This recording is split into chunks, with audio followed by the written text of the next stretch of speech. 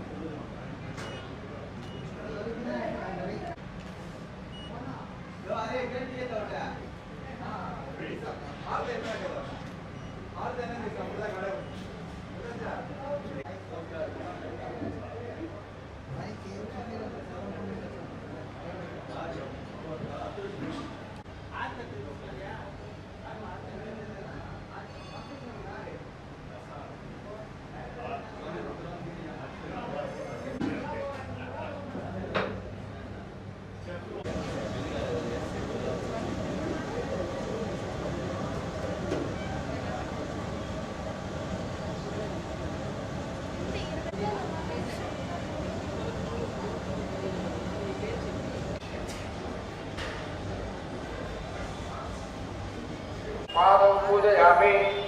ओम चपलाय नमः। जानते पूजयामि। ओम सर्वमंगल मांगल्ये श्रीवे सर्वार्थ साधके శరణ్యే త్రయంబకే గౌరీ నారాయణి నమోస్తుతే.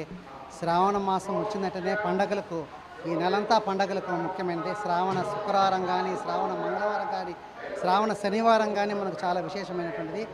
ఈరోజు మనకు పౌర్ణమికి ముందు రోజు వచ్చేటువంటి చతుర్దశి రోజు మనకు వరలక్ష్మి వ్రతం వస్తుంది. ఈ వరలక్ష్మి వ్రతాన్ని సుమంగలిగా ఉండేవాళ్ళు అష్టైశ్వర్యాలతో హాయిగా ఉండేదానికోసం ఈ వ్రతాన్ని జరిపించుకుంటారు. ఈ వ్రతాన్ని ఈరోజు మన యొక్క గుళ్ళో విశేషంగా జరపబడుతూ ఉంది.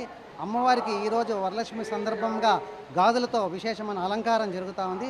అమ్మవారికి ఉదయం పంచామృతము విశేషమైనటువంటి అభిషేకం తర్వాత ఈరోజు గాజులతో అలంకారం జరుగుతూ ఉంది.